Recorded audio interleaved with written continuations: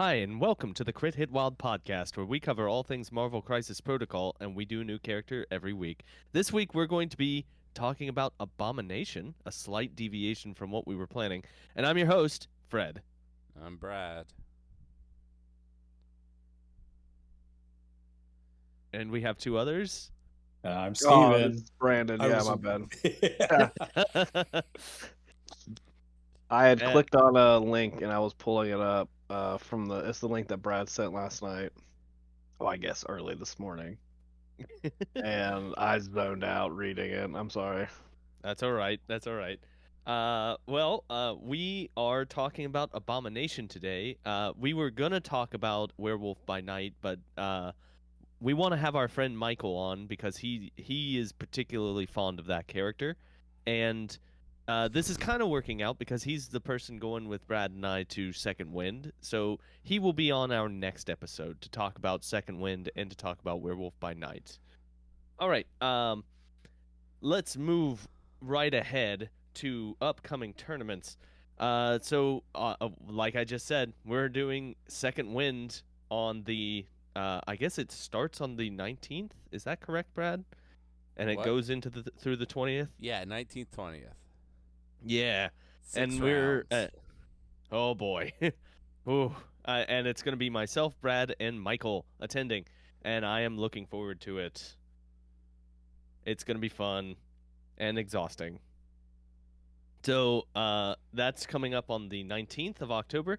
Then coming up later in November on the 16th is a tournament at Lost Legion Games and Comics that is in South Charleston, West Virginia. That is our local game store, and come on down if you are interested in playing against us. We always like having people there. Okay, I think that's the only tournaments that I know of right now. As far as BECC stuff, the only one that's currently scheduled is in March of next year, which is I feel like there's almost certainly going to be something in between now and then. Almost certainly. It's not currently scheduled. So we're still in a holding pattern for that. But that's it for upcoming tournaments. There is news. We now know the full card for the Wrecking Crew, and we have the Wrecking Crew's tactics cards. And oh boy, we have a lot to talk about with them. But we will save that for their episode. And I think that's it for news. There's nothing else out of AMG that I can think of. So let's just move right along to games that we have played recently. I know that I have one game, but it was against Brad.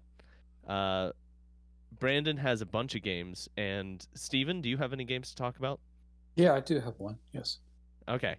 Let's start with Brandon. Tell us about one game that you played in.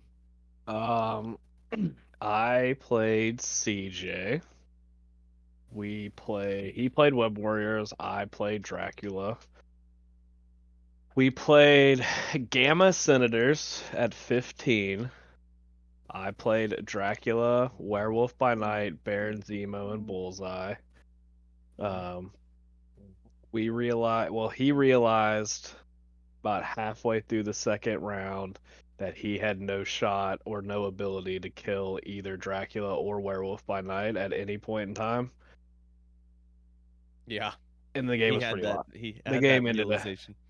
Yeah, the game was pretty lopsided. So they are monsters, and I mean that in the colloquial sense, not in the actual sense, which they also are. Yeah, he was unable to do the game just kind of went. It ripped my way kind of early because I was like, I'm gonna spend power and do this howl with Werewolf by Night on Black Cat. Took her 2 power away and gave her slow. Oh gosh. And I was like, well, that worked out really well. And then I killed Iceman, and then they just all kind of slowly died. Yeah. Not really slowly. Like both Werewolf by Night and Dracula are pretty able to kill. Like because he couldn't run away. Like he had a fight over at least one of the gammas. because I had 3 of the senators on the first turn. I had 4. I mean, I had 4 for a lot of it, so it wasn't.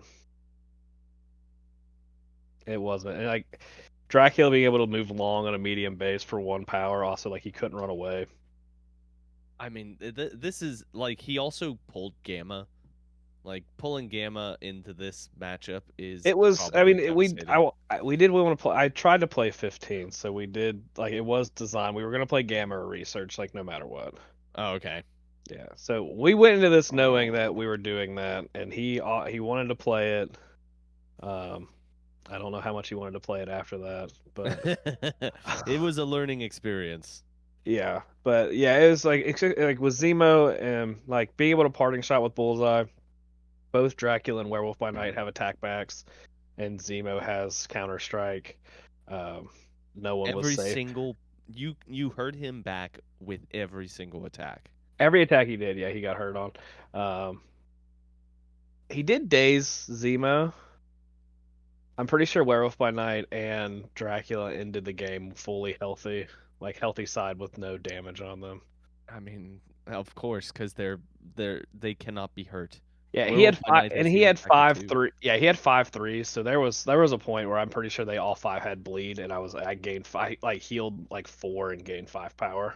Oh my god, Yeah, like that it must was have been just. demoralizing.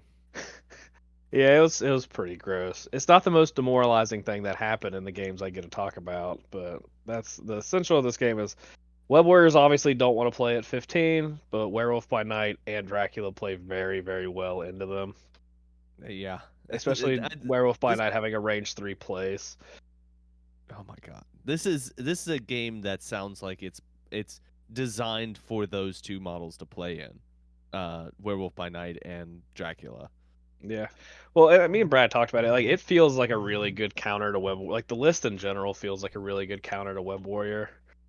Web Mhm. Warrior, and we don't, and he's really the only one that plays this, which is unfortunate. But like the 3s that I have, like are really good into Web Warriors. Like Dracula and Werewolf by Night are really good into Web Warriors. Like Blade's also really good into Web Warriors because of like the Mystic attacks too. Like not being able to get like their rerolls on Mystic was very relevant. Mhm. Yeah. So All right. Well, this sounded like a very one-sided game. I get the next game we'll talk about is one that was not one-sided. It was extremely close, like exceptionally close. And that was a game that I played against Brad. This was a game where we were playing Scrolls and I forget what the secure was, but it was at 20 threat. And why can't I remember what the it was Gamma. It was Gamma. It was Scrolls and Gamma, and I was playing Spider Foes. I played Green Goblin, Doc Ock, and then I played 4 3s. I played Vulture, Lizard, Craven the Hunter, and I decided to try out Mysterio. Mysterio, who comported himself pretty well this game. Brad was playing Apocalypse with 4 of the horsemen. He played with Deadpool, Psylocke, Archangel, and a 4th character who I am blanking on. Magic. Magic. That's right. Magic. And, of course, Apocalypse. So this game started out being very much in my favor. I think I scored 5 points to Brad's 2 in round 1, and then something like 5 more points to his 2 in round 2. I I think was that's accurate. Yeah, I was well ahead, and that's just because of my scenario presence. And then everything turned around. Like on round 3, he dazed almost every model of my team, and I scored a grand total of 1 victory point, and he scored something like 8. I'm not sure on the numbers here, but at It the end of tied round up 3, the we were game. tied. Yeah. Yeah, we were tied at the end of round 3. And then on round 4, I came out swinging. I think I KO'd Archangel and Deadpool in 1 activation. but then he just got ahead on attrition, and I was not able to stay in the game, and he pulled out the win. I believe the game ended 19-14 or 15. 15. It was real close, but Apocalypse outlasted me. He attritioned me down to the point where I could not stay in the game, and that's worrying. I don't know if I'm losing to Apocalypse. Things are not looking good for me. But it was a great game, and it was very close. And okay, so Mysterio, I think I'm gonna put him in my list because he did very well, and he was a 3-pointer, and having a fourth 3-pointer means I can go with 4 threes and 2 fours at 20 points, which is kind of nice. I like that. I like being able to do that. All right, but Brad won this game, and What did you say you were gonna? Why did you want to put him in there? Because you wanted to do 4 threes and 2 fours.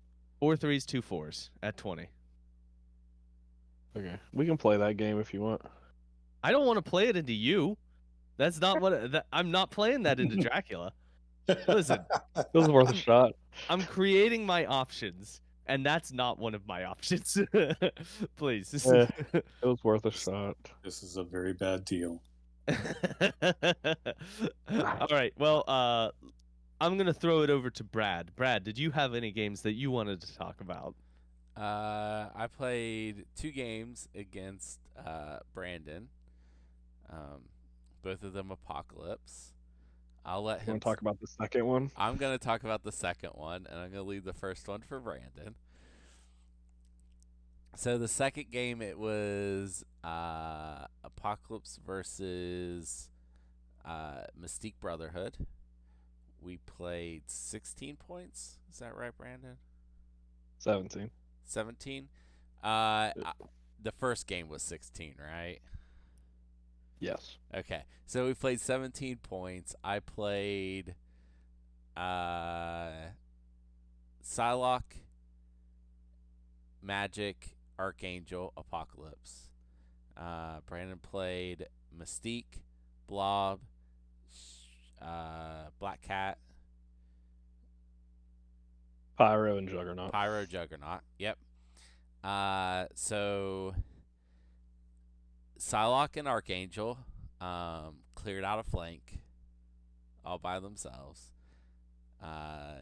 KOing Pyro and almost getting Mystique.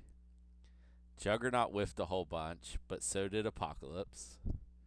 Apocalypse and Juggernaut just swung in air for the 4 rounds. Yeah. It didn't help that Apocalypse was staggered most of the game from Black Cat. I could never swing at Blob, or he just pushes me off the point. It was hammers. I never rolled an extra die for any of my hammers, and Extremis riots. So it was a double D. Magic mostly sat on my home point. Eventually she dazed, and then she went to his D point. At the end of the game, Brandon tried to move. He moved and pushed himself with Juggernaut and got one swing at Psylocke. And if she takes 3 damage, he wins the game. And she didn't, so I won the game. If he hadn't tried that, we would have tied and went to another turn. And it was getting pretty late, so... The other turn sounded terrible. Yeah, Juggernaut also had 2 hammers. He did, because he stole one from Magic. But Psylocke had a hammer, never rolled an extra die, and she loves having a hammer. I also did make an attack with Magic while she had a hammer and didn't roll the extra die.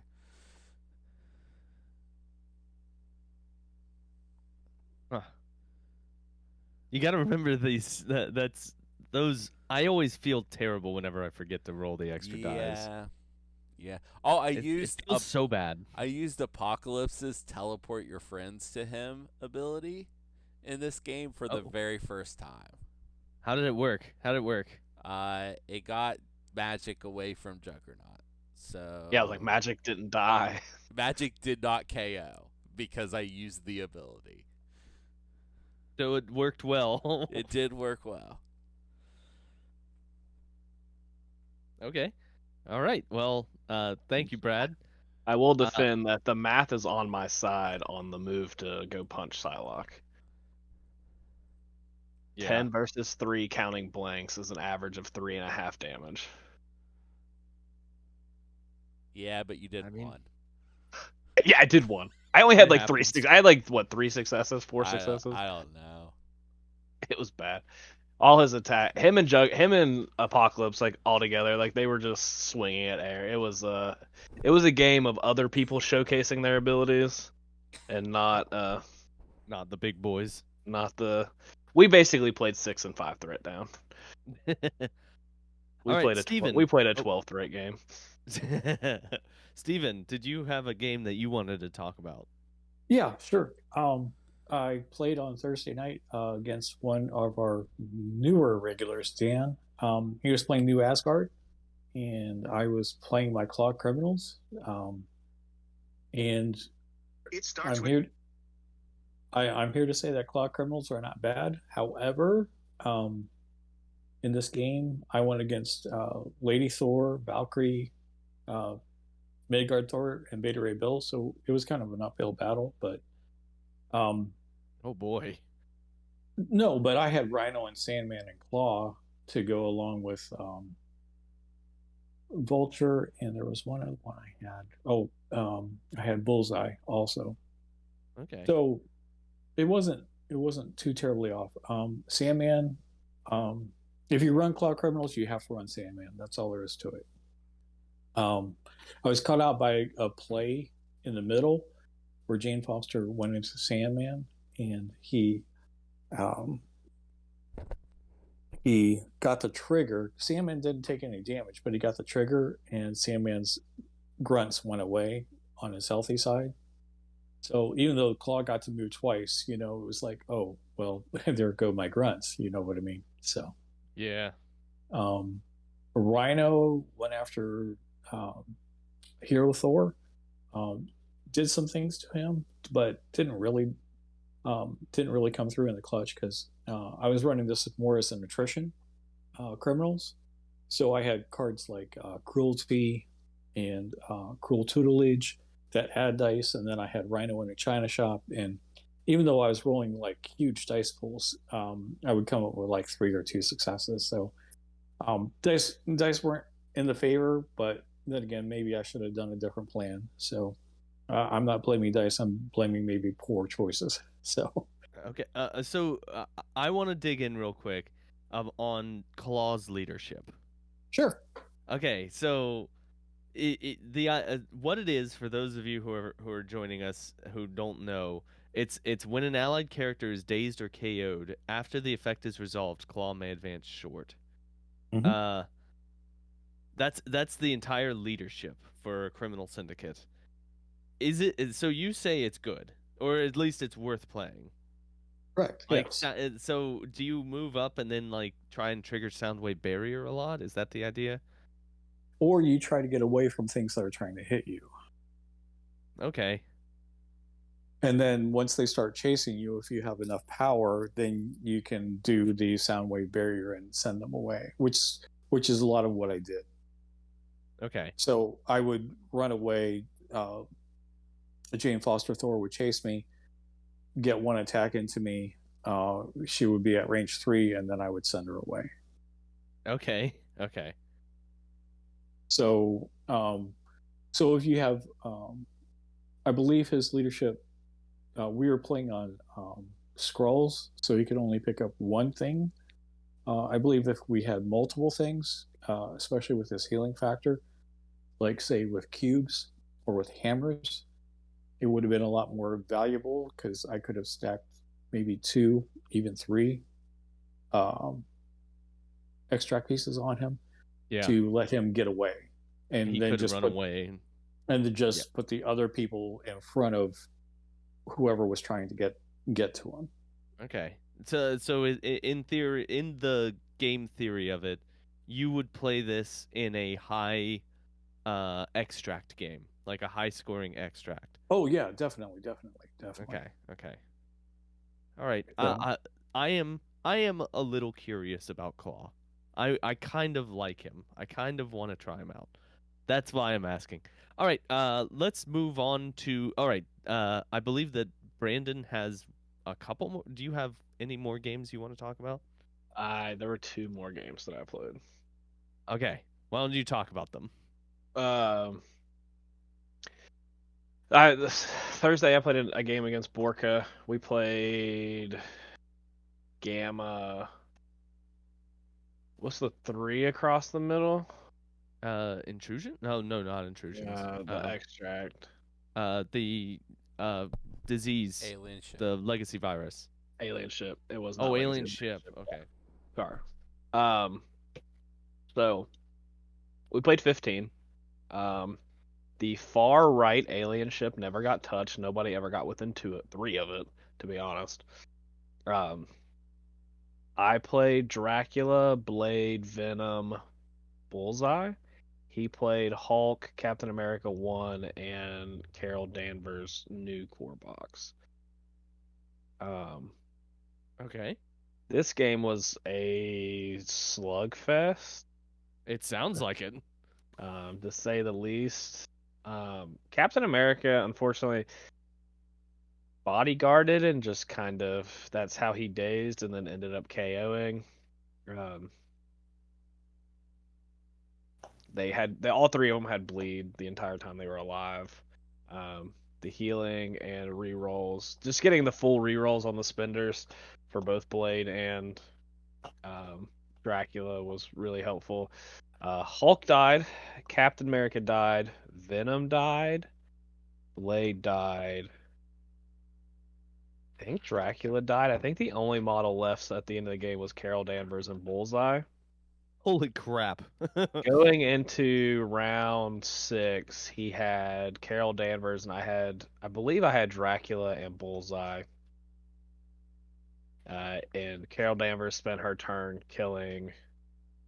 I had ran away at the end of 4 with Bullseye because he had a token on him, and so Danvers couldn't get to him, and the 2 points were more than he could score with one model. So he ended up killing Dracula, and then I just double moved back on the back point and won that absolute slugfest. With only game. Bullseye. Bullseye Yeah, limps Bullseye out was of the this game. yeah, he runs away. He was the only one left. I played. There were some bad die rolls. Like Hulk didn't do much. Like Hulk whiffed a bunch in this game too. The next game I played was Brad. I played Dracula into Brad. We played 16 threat. We played. I'm trying to remember the scenario we played. It was the Is it demons. It wasn't demons. It was demons. We didn't. No. It was the one that's in your list that's not Gamma or Demons. No, it was not. Because that's intrusions. It was not intrusions. No, it was the one that's in my list that's not. It was Infinity Formula. Oh yeah, it was Infinity Formula. Okay. It was Infinity Formula and what was the extract? It's the 16 Paranoia. extract. Paranoia. Yeah. Hey. So we played 16. I played Dracula, Blade, Frankenstein's Monster, and Iron Fist. Iron Fist. Okay. On the right side of the board was Apocalypse and Colossus, Dracula, and Iron Fist. On the left side of the board was Blade and Frankenstein's Monster, Magic. Magic was more in the middle, but yeah. Yeah. Who was the At other least person to on that start side? with. Blob. Blob, yeah. who just rolled 5 defensive successes on every single block. It was a wonderful time He for him. did. That's what Blob does. He always does that. He Every game. didn't. He was living his best life. Listen, I wasn't. The moral of this story is I played Midnight Suns leadership. I was gonna ask. That's why Iron Fist was in there. Okay. Well, Iron Fist was in there because he had an apocalypse. Iron Fist is the 3 if there's ever a like kaiju like character. Okay. And I can tell you why, because especially on Infinity Formula where you get the extra power, You get juiced. He moved Colossus up and took a Senator, A paranoia. Dracula, a Paranoia token, yes, Paranoia. Dracula long moved, punched him, and then advanced him short. Iron Fist moved up, got an attack in on Colossus, got the power, got the extra power. He moved Apocalypse up, made an attack. I don't remember how much damage 3. or if any 3 on Dracula. And then going into the second turn, he activated Colossus first. Sorry, my dog is trying to steal my Cheez-Its. He activated Colossus. He dealt 5. One less damage than Iron Fist has. 4, I think. I think he Just only 4? has. I Yeah, think he has he's 5. 5 health on the front. He's 5 yeah, and 5. but I didn't target Iron Fist. I did. I heroes for hired. I used the Spender, which was gonna stagger Dracula, and he heroes for hired. Yeah, and yep, I heroes for hired. Only dealt 4 damage on Iron Fist. Then Iron Fist then Colossus was thrown away, so I just had Yeah, to he move was. back onto the point for my second action. It was a good time. I then activated Apocalypse. Yep. Later that Using round, I Iron did. Fist. Yeah, and then later that round, I dazed him. Going into round 3, he chose to activate Magic first. I did. Yeah, because to be fair, Magic was staring right in front of Magic was Frankenstein's monster, and right beside her was Blade. She Yeah, was and I not. had She was not long for this world. 2 health left on her. Yeah, she was not long for this world if he didn't activate her. This was the correct play, regardless of what I continue to say after this. He moved Blade. He journeyed to Limbo Blade. Was able to get Magic to my home B behind Blob, to where I didn't have like any power on Frankenstein's monster, so I couldn't charge. So like I wasn't like, and he was slowed. So there was a lot of like he wasn't getting to her, so he safely got Magic to safety. I activated Dracula. I attacked Apocalypse twice. He was KO'd, and that was pretty much the end of the game. Okay. So Apocalypse if in you're this game got. if you're keeping track, Apocalypse moved once, attacked once, and didn't get to activate the rest of the game. Man. Oh Yeah. boy. Yeah. Blob did pretty There was a good. lot of Blob did great. Blob did everything he was supposed to do. He That's didn't. what Blob does. Yeah. Well, and like the worst thing was like that. Thinking back, like besides the damage that got dealt to Magic, I don't think like anyone else on that side took like any damage. Like No, Blob was at full health, and I patched up Magic, so she was at full health. yeah, like they were just throwing haymakers at air over there. Colossus ended up dying, I I think. think so, yeah. Yeah, I think I was able to. No, he yeah, was on the yeah. table because you didn't need to attack him to win the game. Yeah, he was injured. Yeah. He was injured, so Dracula just moved over on his healthy side and took that point, and then Iron Fist moved up and took that point, and then Yeah. the game was over at that point. But Okay. all things can. The second game was much more fun for Brad. It was. You're gonna be a when Dracula officially comes out and you start playing in tournaments with him, you are going to be a terror. It's gonna be a problem. I'll fizzle. You guys will figure it out. We'll see. All right. Well, let's move on. Those were the games that we played recently. as I'm to believe, Steven, you Mhm. have the results for the speculation corner. Correct. Yes, I do. Okay. Would you like to know? Do you want to share them, or do you want to like hold them until we hear about Elsa Bloodstone, which might be No, a while? well, yeah, that'd be a while. So, in our continuing saga for best prognosticator in Marvel on this podcast, um, we have the releases of Abomination and Mephisto that have been revealed. And for Abomination, the threat level guess for Brad was a 6, which was incorrect. Brandon guessed a 5, which is correct. And Fred also guessed a 5, which is correct. For the bonus, Brandon said he would be a one-sided card, which was incorrect. So, and then going on to Mephisto, we have Brad guessing that he would be an 8 threat. That was incorrect. Brandon said a 6, which is incorrect. And Fred said a 7, which is incorrect. Yeah, we were all way too high. Brad did guess correctly that his tactics card would be a leadership. Not only that, Steven, I said it would allow you to play any model. Correct. So I guess I have to count that as a bonus point. I nailed that. Yep. I missed. All right. I missed everything involving Mephisto. Brandon Being said a the 5 leadership. is kind of odd. The leadership would be on the card, and he defined it as Dark Dimension. So what did you mean by Dark Dimension? I thought it would be a Dark Dimension leadership. Okay, so it was Legion of the Lost, right? So yeah. So we have you correct on one part of the bonus, but not the other part. And Fred, you said it would be a Dormammu type leadership. What I had meant is that it would be one that you are forced to play his leadership if you bring him, and that is not the case.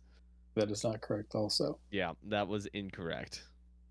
So currently in our prognostication corner, we have Fred with 3 total points, Brad with 4, and Brandon with 3.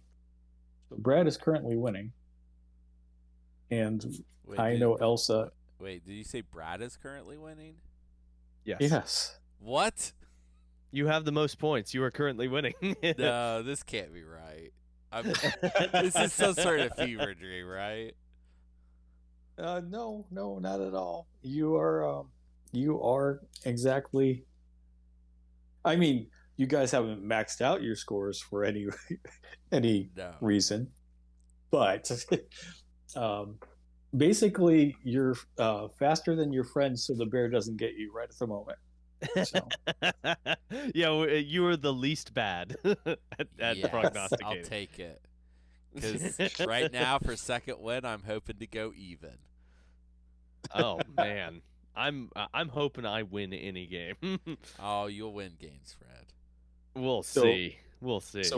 So we got to wait for Elsa and Man Thing, which is I think first quarter of next year. Is that correct? Yeah, it'll be a little while before we hear about them. So this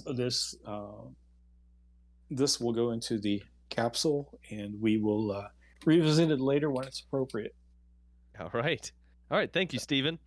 Okay, let's move on to Brad's. Do we want to do trivia? Let's do trivia. Okay. Hey, Brad. We haven't had 3 people for trivia for a while. That's true. Before we do the trivia, we kind of stopped doing the whole Cerebro updates thing, but I'm gonna submit a update probably tomorrow. Today, as you're hearing this, if you're hearing it live, that I think is really cool that I want to talk about for a minute, and I forgot about it till right now.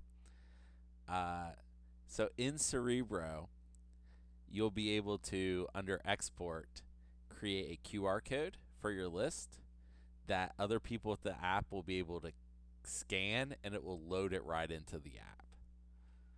That is cool. That is very cool. I showed Brandon last night how it works. Yeah. It's cool. That's actually awesome. So if you go to tournaments, like Second Win, and someone's like, "Can I see your list?" and they also have Cerebro, they just scan your QR code and everything's in it.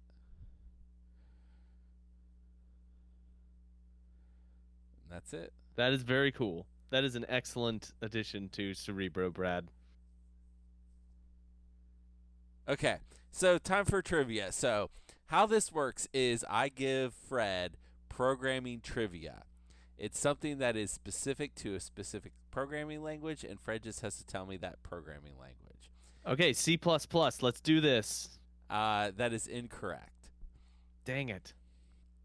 No, that's not how trivia works.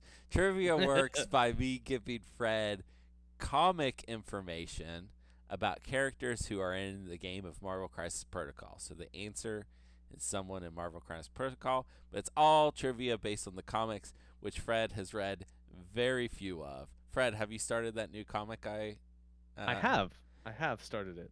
And to shame you live on air, please don't forget to bring me my other book this week. Yep.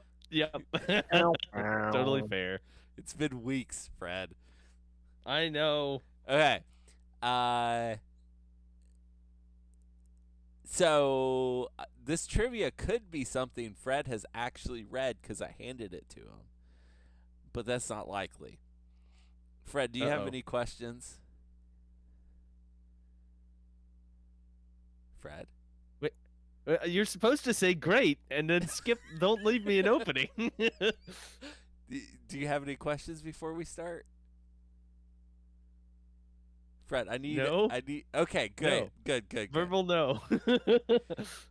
Following Senate hearings and the book Seduction of the Innocent, both about how comics included material that was deemed too graphic for kids, the comics industry voluntarily enacted the Comics Code Authority with strict rules about what could be in a code-approved comic. This program was voluntary, but most comics followed it and marked their books as code-approved. One of the rules from the Comics Code prevented characters like this character from showing up in comics because these characters were deemed too scary for kids. This ban led to Roy Thomas and Neil Adams creating the character Sauron, a man that turns into a pterodactyl because they couldn't make one of these types of characters. The Comics Code was relaxed in 1971, and Marvel could finally create a character that they were prevented from creating for so long, although a similar character showed up in one of their short stories pre-code. And this character was created in 1972. This character got a solo series quickly, and part of it was famously written by Marv Wolfman. I'm going to say JavaScript. No. So my actual answer is Werewolf by Night. Is this Werewolf by Night? Partially because of this character never quite working outside of his initial solo run, making lots of guest appearances but never maintaining a story of his own.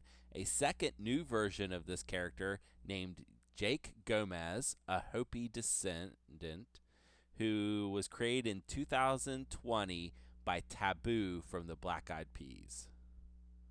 So Werewolf by Night is correct? It is Werewolf by Night. Yeah, because there's a guy named Wolfman. Are you serious? Yeah, so they put on the cover, finally, Werewolf by Wolfman. Also, I remember part of the code specifies no werewolves. No werewolves, yep. So it's weird. Like, werewolves was specifically called out in the code. It was. I can't believe you do that. We've talked about this. Yeah, I'm still surprised you do that. Yeah, so when they wanted a werewolf character for X-Men, they were told no, so they made him a pterodactyl man instead. Probably a cooler option. Yeah, it did end up with one of my favorite characters. I love Sauron. Also, Sauron, named after the J.R.R. Tolkien character Sauron because he's a big nerd. He, like, in story names himself after the greatest evil he can think of, Sauron from Lord of the Rings. Okay. Okay, so that's I did not go over points before we started. That is 3 points. So Fred gets 3 points for getting it right on the first clue, 2 points for getting it right on the second clue, and he can get help from Brandon and Steven for 1 point, and he needs 6 points to win. I should have changed it to 7 since you got that first one right, but 6 points to win. Moving goalposts. I would never. After killing Thanos by beheading him, this character attempts to get the Soul Stone to get back a missing piece of their soul. In this attempt, this character ends up putting the souls of almost everyone on Earth into a soul gem. To save space and to keep the heroes from breaking free and stopping this character's plan, they are all merged together in twos into new hybrid characters. Loki recruits Diamond Patch, a hybrid of Wolverine and Emma Frost, Miss Kang, a hybrid of Miss Marvel and Kang, and Little Monster, a hybrid of Ant-Man and Hulk, to wield the Infinity Stones of this pocket universe to stop this character's plan that will destroy the universe. This character beheaded Thanos? That is how I started the clue, yes. And wants to use the Soul Stone to get back a piece of their missing soul. Correct. Okay, so beheading Thanos makes me think of Thor, because in the movie, Thor beheads Thanos. Spoilers. I guess it's at the beginning of the last one. I forget what it's called. Infinity War. No, it's actually Endgame. Endgame. Sorry. But I'm gonna go with Thor. I'm gonna go with Thor just because of that moment that I'm thinking of. That is incorrect. Well, boo. Your hint. Okay. Last of her people, the Zen Huberus. This character was trained to assassinate the Magus, an evil future version of Adam Warlock. This character was originally intended by her creator to be a supporting character and straight man to other characters, but after joining a particular superhero team under other writers has become a major player in the Marvel Universe, as mentioned previously. Okay, so she's an assassin. And what can you say again the name of the group that she's a part of?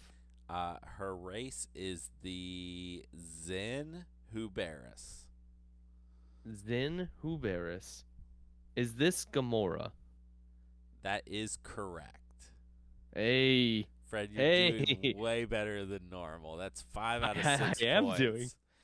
You almost could not possibly screw this up and lose. Oh, God. Why'd you say that? In the X-Men Forever alternate universe, this character made a pact with Storm to kill another character before Storm ultimately betrays this character. In the new Ultimate Universe, this character and Storm are both members of the Resistance against Ra and Khonshu and team up with the character they tried to kill in the X-Men Forever universe. They also appear to be dating. Storm and this character appear to be dating. Okay, hold on. Let's take it back a notch. Can you say the beginning of that again? In the X-Men Forever alternate universe. Okay, it's the alternate universe. Yes. And they appear to be dating? In the new Ultimate Universe. In the new Ultimate Universe. God, I hate all of this. all these universes.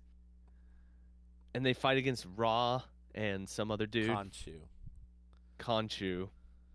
Hey, go Khonshu, go. Just for the record, Khonshu is a bad guy in this comic. Boo, who cares? Go Khonshu, go. Storm. They team up with Storm. They also think Inhumans are bad guys, so. Inhumans. They may also be dating, especially Medusa. I have no idea, man. I don't know on this one. Is it I'm just gonna say Black Panther, and I don't think that's correct. That is incorrect. Okay. This character, praised for his intelligence at a young age, ends up attending MIT. Later, while studying in Harlem, this character's plans are thwarted by Kingpin many times. This character then joins a mercenary company that takes odd jobs before finally returning to his place of birth, somewhere he barely remembers, and living there until his death. Is this Sandman? No. Oh, boo! The thing that made me think of Sandman's dumb too. I don't know. He Yes, wouldn't have gone to Sandman is MIT. dumb. That is- I was thinking because Sandman is famously one of Silver Sable's mercenaries. yes. That was my thought process. Yes. Did you miss the mentions part where that. he went back to the place of his birth? You guys I don't know can which help Sandman Fred was now. born. I don't know where he was The born. Bronx. Okay, well, what do either of you have any idea of what the correct answer is on this one? Your first guess was extremely close. I believe it's Killmonger. Killmonger.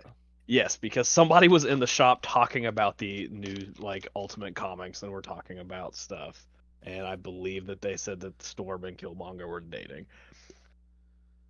Okay. But this is also just random information I got in a comic book shop. So take it with a grain of salt as you can. It would fit with the other clues, I think. His He plans does are go gonna back be really- to going back to Wakanda and living there until he dies feels very Killmonger. much Killmonger. Yes. Killmonger. What about you, Steven? Do you have any input on this one?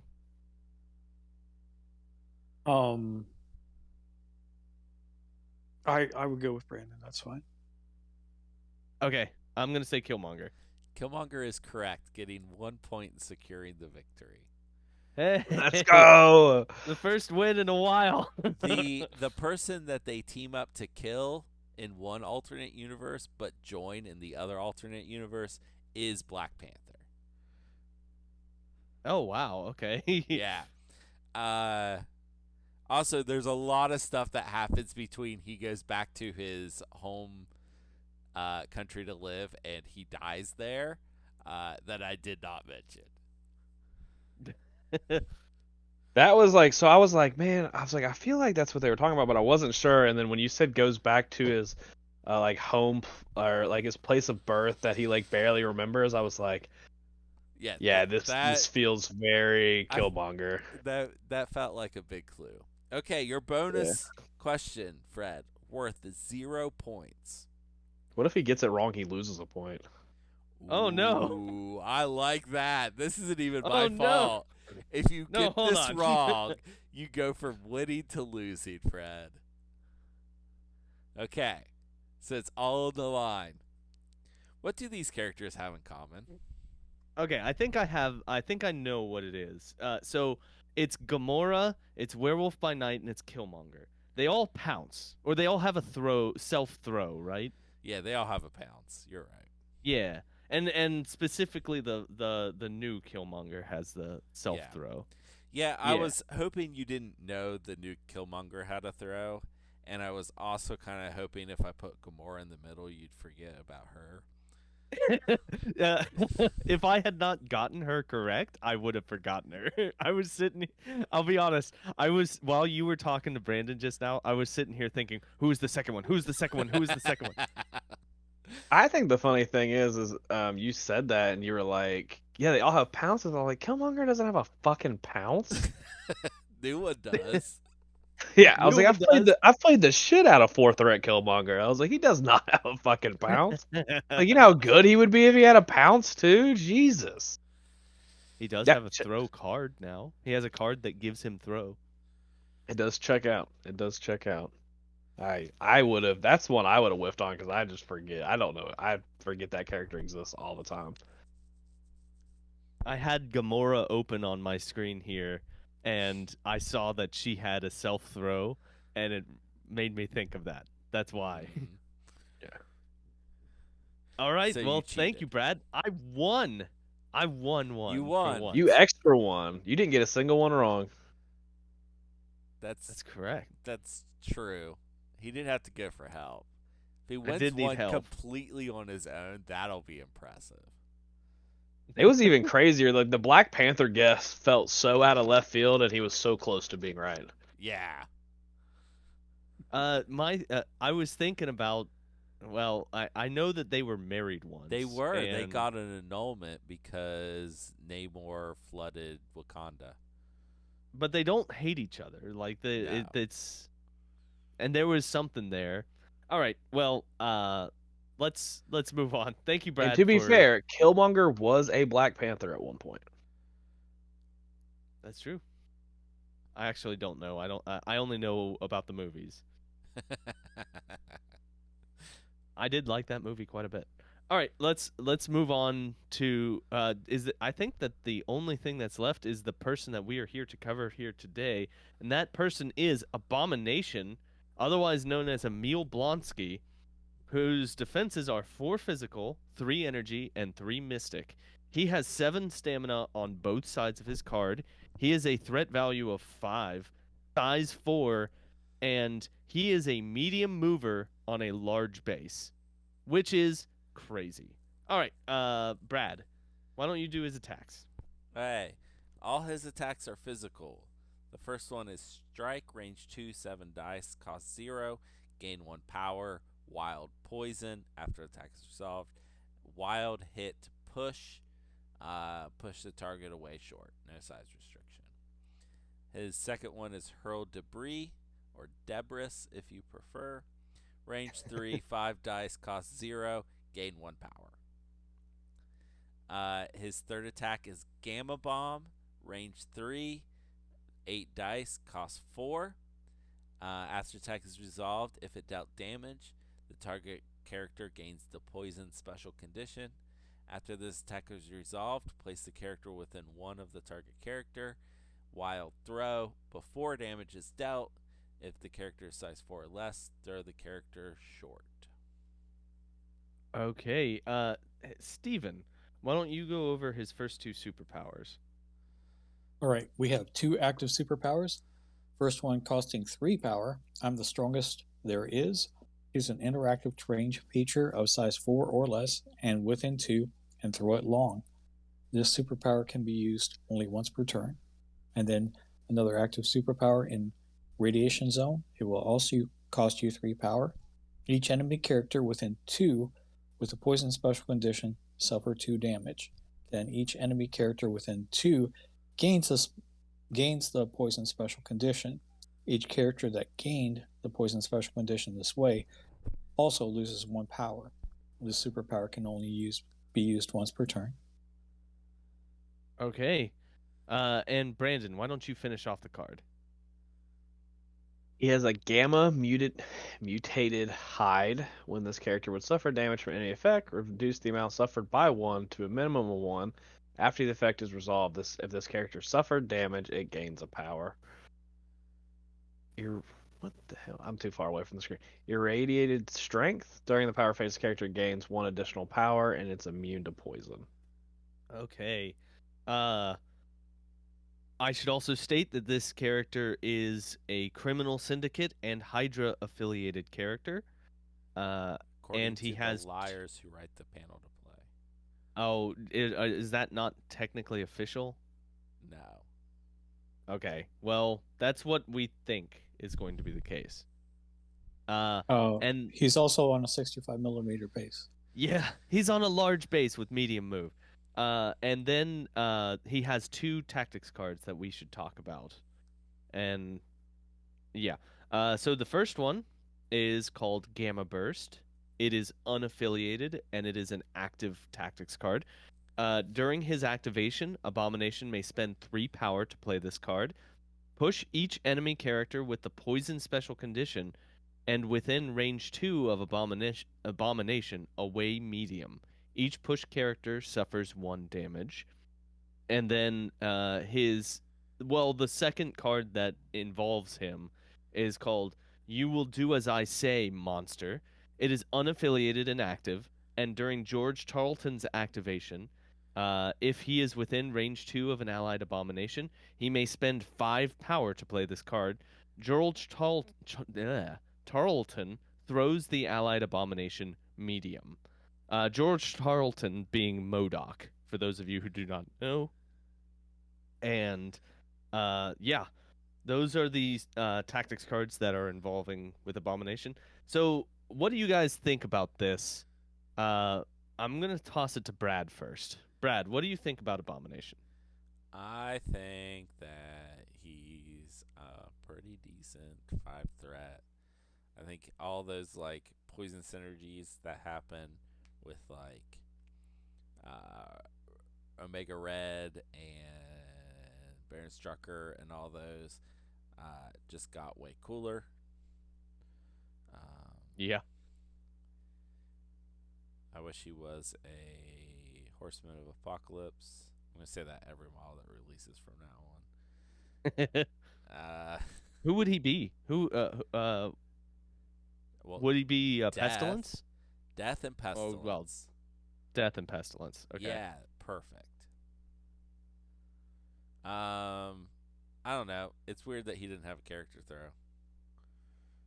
He has a throw on his attack on Gamma Bomb. Yeah, that's where they're putting them now. Yeah. They want you to take an action to their characters. Now, I think Radiation Zone's really cool. I think it's an improvement on the old effects like this. It does cost 1 more, but them gaining poison and then immediately doing the poison effect on top of that, and they lose a power. That's really cool. Mm-hmm. That's really cool. That's neat. Steven. Steven. It's also nice on that ability that he doesn't damage himself. All right, now I'm done. That's true. Like everyone else does. All right, Steven, what are your thoughts here on Abomination? Just looking at it. I like him. I mean, what I see is that this is not a character that you throw in every affiliation. He's kind of a specialist. So, I would think that you would want to play this guy with Baron Strucker. You're the person who has like Baron Strucker practice. You've practiced with Baron Strucker some. Right. Yeah, I got to get back to my Hydra list after I get done doing my Claw experiment. But he's also a criminal, so he could go with Claw too. But but the thing, harkening back to Claw, I found that with Claw you want to go like really, really wide, and he doesn't fit that plan because you want people to kind of daze out. You know what I mean? Yeah. This guy doesn't play Claw's way. Right, exactly. So, but in Baron Strucker Hydra, he's good. In Red Skull Master of Hydra, he's real good because of the extra power gain that he'll get. So that's kind of spicy.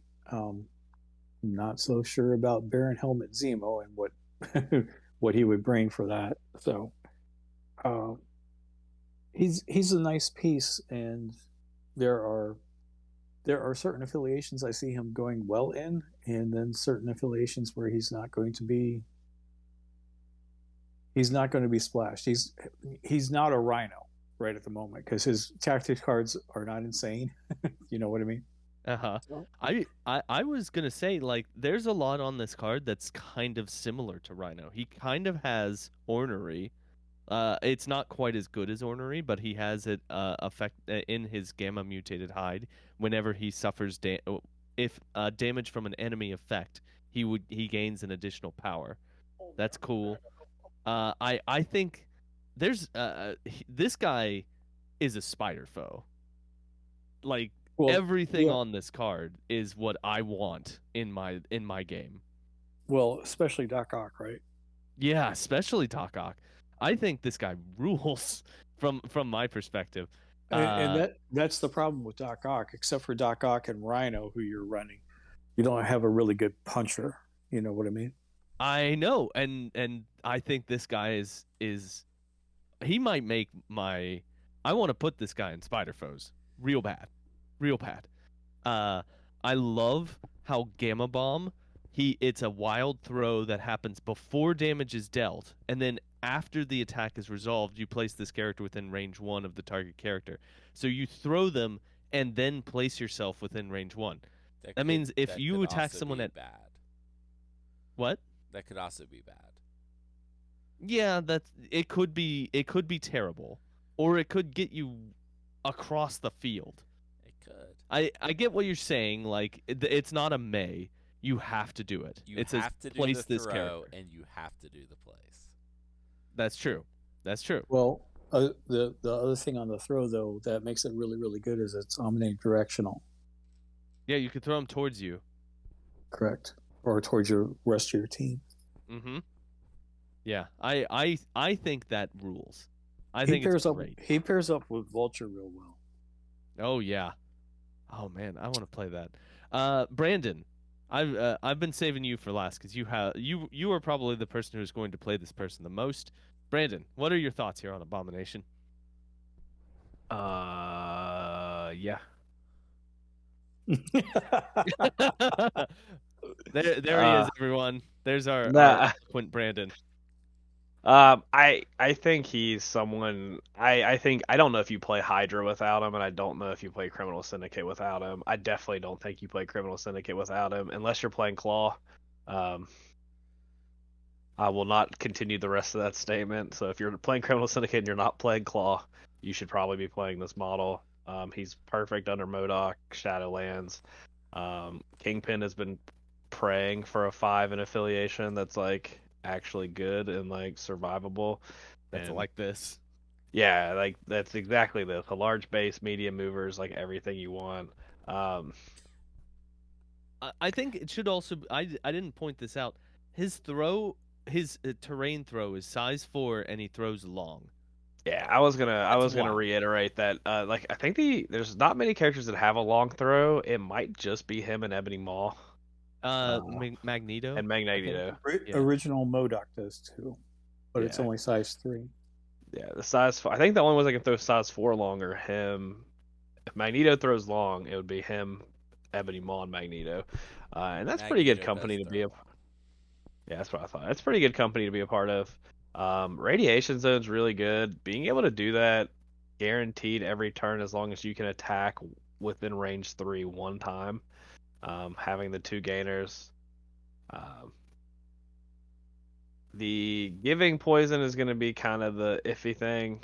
With like in Hydra, it's not going to be hard, but like it might be a little bit more difficult in Criminal Syndicate. I think this does allow you to bring back Omega Red, who I've been like craving to play over the last like year because I really like that model.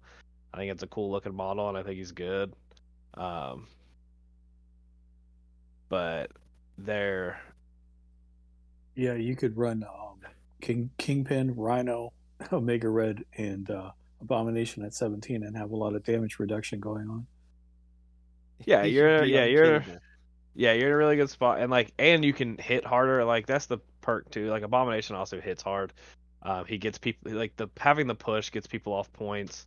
Like you're probably not using hurl to breeze very often, but like being able to strike and gamma bomb to get people off points is going to be really good. Continuously, the terrain threat, like everything about this card's really good. The worst thing is that he's not a one-sided model. But that honestly would probably, like, if you just made him even 14 health on one side, he'd probably be too good. All things considered at 5 threat. Especially in Criminal Syndicate under Kingpin, like it might just be too good. And I understand that, which is fine. I won't actually complain about it. But yeah, I think they did a really good job on the design of this character too. Like I think everything about it. I think this solidified the fact that they're not gonna give characters character throws anymore, or it's gonna be very, very rare. Like there's no reason this character should not have a character throw. Yeah, I think you're right. Yeah, just because character throws are really powerful. That's a huge. Yeah, and they're like, really displacement. really common like early in the game. They are not nearly as common now, but it definitely feels like Brad definitely mentioned like it's like every spender has a character throw on it. Like they definitely want that to be a part of the game. Yeah, but and it it's should be. definitely going to It be on should the be a part spender. of the game. Yeah, and it's just the one key is this before damage is dealt throw is really good. So even if you daze the character, you're still getting the throw. Mm-hmm. Yeah, I love it. Every time they come out with a new character without a character throw, Beast, Storm, and Valkyrie just look so much better. So does Yeah, Lizard. It's just wild too because there are so many like threes that just have random character throws. Yeah. And yeah, I think everything like Hurl to Breeze feels like it was a last minute addition and there was something else on this card. Like they took something off and threw that in there. I don't know I what mean, it was. I like that it's there. It's nice so that you can do a gainer at range 3 if you don't have enough power to do your spender. I bet That's whatever. nice. Yeah, I bet whatever it wasn't taken off to make him worse. Like I don't think it was. I think it was cut for room. It might be. yeah, it could have been. Yeah, His I card don't. is very full. Yeah, there's definitely a lot of text there, and there may have been Hurl to Breeze may have had a different ability. It just feels like that I'm was sorry, definitely I'm sorry. slapped I need to in there. say this. I need to say this. It's hurled debris. It's not hurled debris. Meh. It's Hurl to Breeze. Shut up, Fred. I'm pretty sure it's hurled Debris. Okay, Yeah. okay. So we're hurling Debris. Yeah, it just feels that's the only thing on this card that feels kind of odd and out of place. Like it definitely feels like it was kind of thrown in there. Like there was another ability or something on it that got swapped out. And it could have been something like an extra line on on one of the superpowers, like on the extra power. Like it was like if a character ended within 2 of this character, they gain the poison special condition. Like Or it on could have Omega. been what his spender was called, and it may have been like destroy nearby terrain feature and add that number of dice to the damage. I don't know. Yeah. That feels hurl debris. Not damage. Hurl debris like. Not damage. There's definitely dice. Yeah, I don't. Yeah, Well, add there's- dice. Add dice. Yeah. Yeah, it just feels like that's just the one thing that feels odd. Everything else on this card's really really good. I think it's fine. I also it being 5 dice instead of 7 feels just really bad. Like being on a medium base, medium move, or a large base, medium move, like you can attack the center line on turn 1 with just moving once. So like, I don't know why you really need the range 3 attack. You probably don't use it very often. He doesn't get a place. You can tell this model is like, it feels like a very much a fixed Hulk. Like it feels like they were like, how do we like fix like Hulk? And this kind of feels like where they like landed. This definitely feels like a better She-Hulk, which is even funnier. But that's besides the point. Well, I would have to say that they probably did come to that conclusion. I agree with you. And that, talk about, overcorrection, right? Yeah. Because they did that with Bucky. And, before Hulk got changed, he gained no power for his hits that he was doing. The only way he gained power is if you would hit him. So I think Hulk would be in a much better place if he had this kind of builder or gainer that he had, where if he strikes somebody, he gains just 1 power. Because Hulk's generating 3 anyway, Yeah, it's definitely like that's the one. When I read this the first time, the first thing I thought is that this was a like fixed version of Hulk, and then like kind of reskinned. The main thing is like the radiation zone doesn't make a ton of sense, I don't think, for Hulk, but like none of it's like doesn't make sense. So that's what it felt like. But I think this model is really good. Like I said, I think if you're playing MODOK, Shadowland, or Kingpin, this is probably one of this. If you're using the app builder in CerebroMCP.com's app builder, also available in app stores everywhere. It's the first model on the list, so it's probably the first model that gets added to your roster on any of those.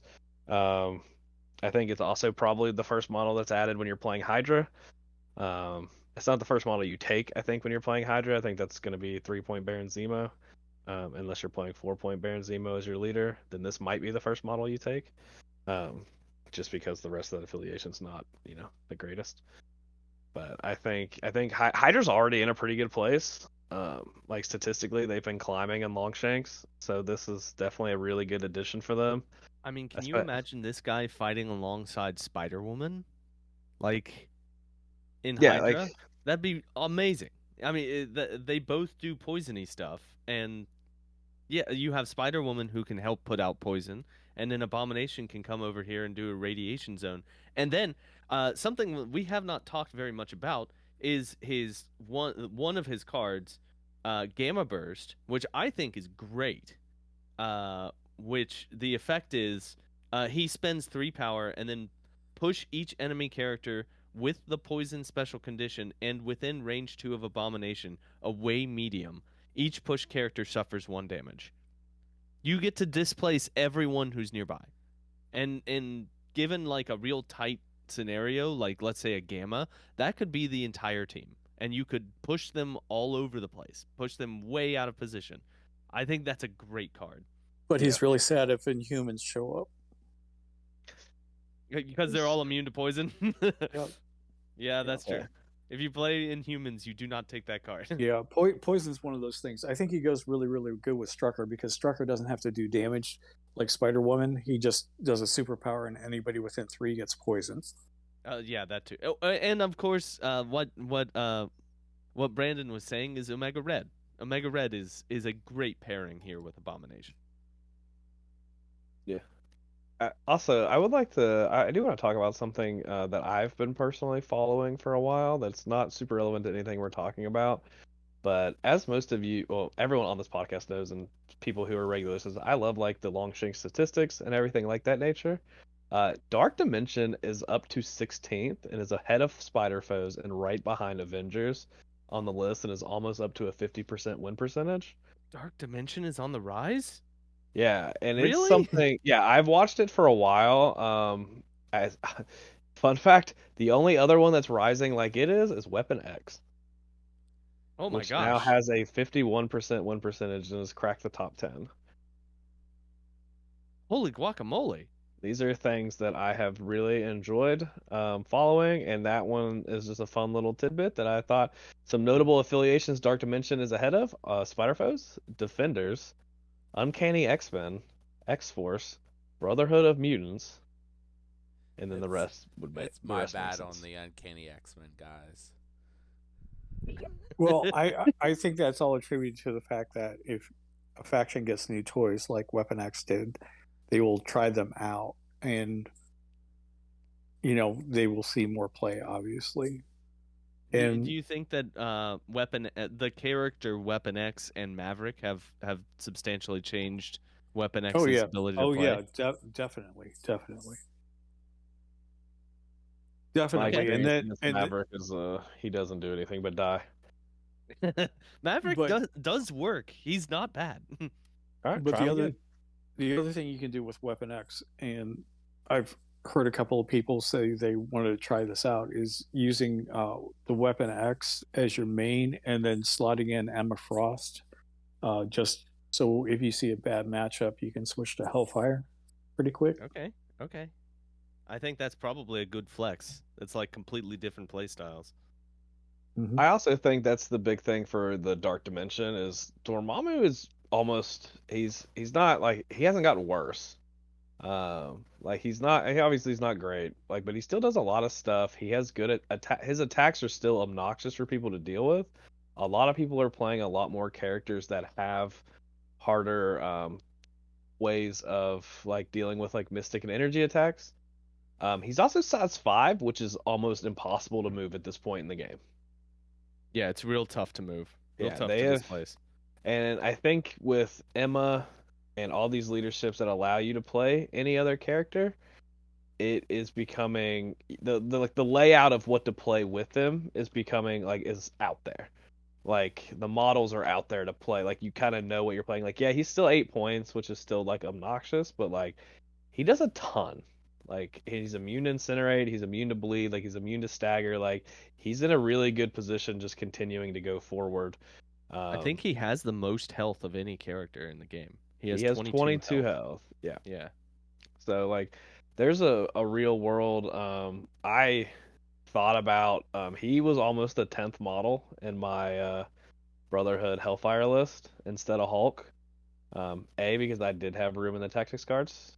to, or I didn't have to, like, the tactics cards weren't relevant, and like the only time I'm playing him, like, it makes sense, and I can play like the other stuff, and like just kind of audibling to that, and like models like Pyro, Blob, Black Cat are really good at spending their power. Psylocke's really good at spending her power too.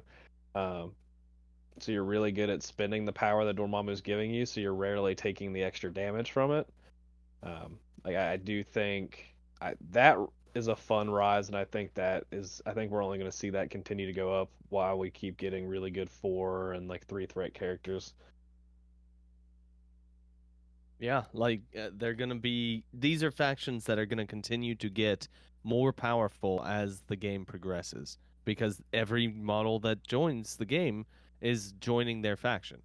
Yes, every release they get new models, and that was one of the things. The thing I was talking about earlier that Brad posted was the what is it? The World Team Championships Yes. for this game that are happening in Denmark. There are 210 players. There are 42 teams with 210 players. They can only take one of each model per team, or That's correct. yeah, per team, and then but the tactics cards do not overlap. Every single team took Baron Zemo. It's the only model that was taken in every single team. And the only other thing I wanted to hit on is the second most played tactics card on these 210 rosters is the new card Survival, which was taken 149 times. Holy moly, survival! Yeah, and that's a card I have put in like every list that I've built recently, but I keep talking myself out of it, and I am here to admit that I've been wrong for talking myself out of it apparently, because these really good people have decided that it's a really good card, and I definitely agree with them. And there's been times I wish I had it, especially in Dracula, because if you do Daze Dracula, being able to just play this card with Dracula and then not have to worry about activating him until until you want to, not when you feel you have to, um, is very good. I mean, it is a good card. It's a very good card. I should read it out to everyone out there who's listening. It is an unaffiliated reactive card, and during the power phase, an allied injured character may spend X power to play this card. X is equal to the allied character's threat value. Um, the character that played this card drops all objective tokens until the end of the first turn this round. That character cannot be damaged by enemy effects, use reactive superpowers, or use reactive team tactics cards. So it basically makes a model immune for the first turn of a round, which can be incredibly important, like obscenely important. I get it. Yeah, That is a very especially good effect. yeah, Hey, especially like Brandon, just going in. Yes. did you see what the sixth most taken card was? I probably did. Yeah. Yeah, what a surprise that was. I like I said, I don't think it is. Like there are not many good unaffiliated tactics cards. Like Don't they leave us in that aren't in restricted. It's Warpath. It's Warpath. Warpath. Yeah. Yeah, So like it's arguable that there's like only really 3 decent cards that are not character specific, and they are cards 2, 3, and 6 on this list, which are Survival, Recalibration Matrix, and Warpath that are not restricted. Uh, all the other like the unaffiliated tactics cards that aren't character specific are just non-existent. To be fair, Warpath was taken 47 times, and but there's only 3 in the hundreds, so the drop it goes Brace at 182, Survival at 149, Recalibration at 113, and then Sacrifice at 63. Um, so after the top 3, it's less than half of the list have the tactics cards a part of it. Um, and then I have all this information. The biggest surprise to me is that the most played Crisis card was Deadly Legacy Virus. That is surprising. That is weird. Yeah, and then It Scroll. is considered by the community to be a non-active extract. Like As in, it does not score very. it doesn't It doesn't do score anything. very much, and it doesn't impact the game. Right. Yeah. Okay. It effectively does nothing. Um, that and Scrolls being 1 and 2 were interesting, and all of them had. I think everyone. There wasn't one that wasn't played. They all had a decent showing. The difference between like outside of the top like 6 that are in the 70s, like the rest are between like 20s, like high 20s and like low 60s.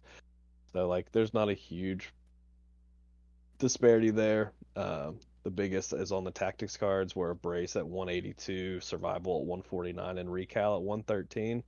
Um, were very detriment, like those were kind of like there's a huge drop off after those, which kind of makes sense. But Yeah, that makes sense. I thought those were the only other character surprise is that 32 of the 42 teams had Thanos the Mad Titan a part of them. And I enjoyed a world where I didn't have He's to see coming Thanos. back. Yeah, I enjoyed a world where I didn't have to see Thanos all that often, but that's the only one that is remotely surprising of like the top like 20 characters. There's one more that's the most slightly more surprising, but the rest of them make sense. The only other one that's more surprising is that 30 teams have Amazing Spider-Man in them. Huh. Weird. Okay. Otherwise, everything else kind of checks out. So Well, all right. So that we've got to give a letter grade to Abomination. We are way off topic right now. Okay. So Abomination. I think that this model kind of rocks. I think it is great. Uh, I think I agree with Steve. He is 5 threat, which is hard to splash. But I do want to play this guy in Spider Foes. This guy plays like a Spider Foe, and I'm all here for it. Also, Doc Ock's leadership kind of helps him with power, which he will spend his power quite a bit, so that's good. And I think he's so survivable and he's mobile, being a large base with a medium move and with the ability to place on a spender. Uh, I'm gonna give this guy an A minus. I think that Abomination is an A minus. Brandon, what do you think Abomination is? I think he's better than you think he is. Okay. I don't think he's an S, but I do think he's very good. I think he's a slam dunk in his affiliations. I think we're going to see more of them than we think. I do think it's getting harder and harder to splash models, but there are 2 good affiliations that he's affiliated in.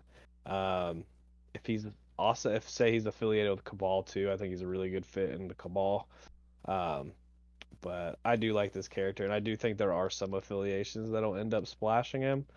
Um, but yeah, I just think he's a solid A.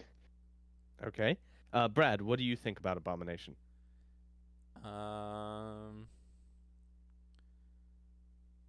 going B plus.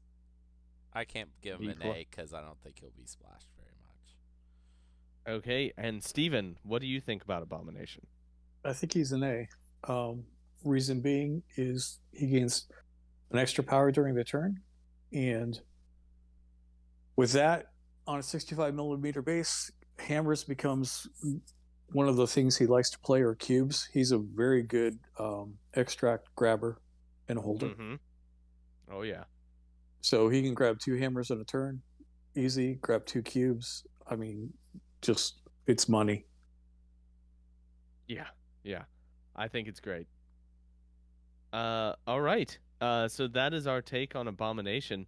Brad, do you have any comic books that feature this guy? I sure do. I've got 2 for us today. So the first one is Tales to Astonish 90 through 91. This is Stanley and Gil Kane. This is the first appearance of Abomination. So Emil Blonsky is a Soviet spy, and there's this machine Bruce Banner is planning to use to commit suicide. He's gonna irradiate himself with so much gamma radiation that he kills himself. And Emil Blonsky uses it and becomes the Abomination. And he's bigger and stronger than the Hulk, even though he is less points and not stronger than Hulk in the game. And and Hulk can't beat him. That's the first story. Okay. Hulk can't beat him. Hulk loses this. Hulk loses. Hulk loses this fight. Oh wow. Okay. Okay. The next appearance I have, not his next appearance, is Incredible Hulk, the 2000 series, 24 and 25, and then 50 through 54. The first story is Paul Jenkins and John Romita Jr. The second story is Bruce Jones and Mike Deodato Jr. The truth of Betty Ross's death is revealed. What does Abomination have to do with it? Then, in the second story, Abomination is released from military prison to fight Hulk and capture him. But can the military trust a spy and traitor? And can Hulk really stop this more powerful foe? And, I mean, the Who's answer... Betty Ross? Betty Ross is Thunderbolt Ross's daughter. And Who's Thunderbolt Ross? the guy who's trying to capture Hulk all the time. And more Okay. importantly... Have you seen any Hulk movie? I've seen the one that is oh gosh. He's a the older one, not the newer one. The one with Eric Bana. The one with Eric I've seen the one with Eric Bana, Bana. and it had Emil Blonsky in it. Right? No, that one is the one That was with incredible. That yeah, was that Ed Norton. Okay. That had Emil Blonsky in it. Okay. Yeah, Ang Lee one. Ang Lee, that's the name I was looking for. Ang Lee Yeah. one. The Ed Norton one has both Ross and Blonsky in it. So important to this story, Fred, is that Betty Ross is the woman that marries Bruce Banner. Oh, okay. It's his wife. Girlfriend, then wife. So I'm reading between the lines here that Hulk goes crazy and the military has to release Abomination to go track him down and stop him? Okay, no. The military's always trying to capture Hulk. Okay. Like, always. And they come up with different plans. This time, the plan was to release Abomination. I liked my story better. Hulk's not any crazier than he is all the time, which is really not that crazy. He just wants to be left alone, and no one ever leaves him alone. I think I understand why Hulk movies never work. They just never work. It's because Marvel's not allowed to make a Hulk movie. Okay. Didn't they already do it? Isn't the one with Edward Norton technically part of the MCU? That is a Universal picture. Oh, okay. Because Universal owns the rights to Hulk movies. But Marvel can still use the Hulk character. Okay. Well, is that it, Brad? That's it. Is that Those it are for- the comics. I can't believe you didn't know who Betty Ross was. That was really embarrassing for you. All right. Well, Brandon, where do you think that Abomination would fit well in a faction? What faction would he do well in? I think he'd be really, really good in the Fantastic Four. Okay, that's Aw. helpful. I was sitting here thinking if we'll get Thunderbolts first or if we'll get Fantastic Four first. We'll and absolutely I think get Thunderbolts first. yeah, it's a hard slam that we're gonna get Thunderbolts first, which is stupid. I think any leadership, obviously not the ones. I think he fits really well, obviously where he's affiliated, but I think any leadership that can give extra power out, and is kind of a little bit more low to the earth, feels really good for him. I would like to play him with Black Bolt personally, and Inhumans. Just because I think that would be really miserable to play against. Black Bolt within humans. Ooh, okay. Because I think that would just be absolutely miserable for anyone to have to deal with. I think you're probably right. That would be rough. Yeah, so at like 17, you can play like Lockjaw, Medusa, Black Bolt, and Abomination. And that feels really miserable to have to try to deal with. Yeah. So I don't know if it's good, but I think any of the affiliations that can give like extra power and stuff. I will personally try him with New Mutants. It's the same kind of reasoning with Hulk. Anyone that you can just pop around with and use the affiliation leadership and just kind of port yourself. Um, just really good. Anytime you can make sure your character gets 2 attacks, is always going to be relevant. Okay. All right. That sounds good. I guess the only thing that's left. I'm. What are your thoughts before I leave it? What are your thoughts of him and Spider Foes? I he's- think that I was going to mention Spider Foes under Doc Ock specifically. Until you talked about it for way too long. Okay. Well, that's fair. That's fair. All That right. was Well, that was my original one. But I feel like that's happened a lot, and I'm just like, yeah, we already talked about it. So I went a little rogue and went a little bit more sideways. But I think he fits in well with Spider Foes. They don't have an affiliated 5. Nope. No. Yeah. Every model so- is a 3 or a 4. And it's a Yeah, problem. that's the problem with Spider Foes because you have to put Bullseye for your 2 usually, and Yep. you don't have a 5. So list building gets really, really hard when you only have 3s and 4s. Yes, it Yeah. does. I hate it. All right. The only thing that's left is my non sequitur recommendation. So, Abomination was played by Tim Roth in the previously stated Incredible Hulk movie, and in the She-Hulk TV series. and in She-Hulk. You're correct. So the movie that I'm going to recommend that people watch is a classic early '90s movie from Quentin Tarantino called Reservoir Dogs.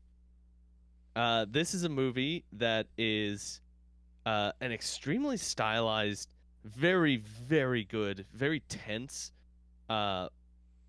movie about a botched bank robbery where Tim Roth spends most of the movie bleeding out. And this movie is outstanding. I cannot more highly recommend that people watch it. It is one of the movies that put Quentin Tarantino on the put him in the national spotlight as an excellent director. So if you have the ability to and you can stomach some gore, go watch Reservoir Dogs. It is a fantastic movie. And has a great musical number. Yeah. Yeah. Featuring Stephen Wright as a DJ. But All right. no, very, very, very visceral movie. So. Oh yeah. You feel this movie in your guts. Like it hurts to watch sometimes, in This a is good way. I feel like you're not selling this very well at all. Go watch it. It's good. It's very good. It's got all right, everybody. It's got a full musical number, dancing and singing and everything. It's great. Okay, everybody. Thank you all for joining me here today, and thank you for listening to us talk about Abomination. I hope that everyone out there has a wonderful week, and goodbye.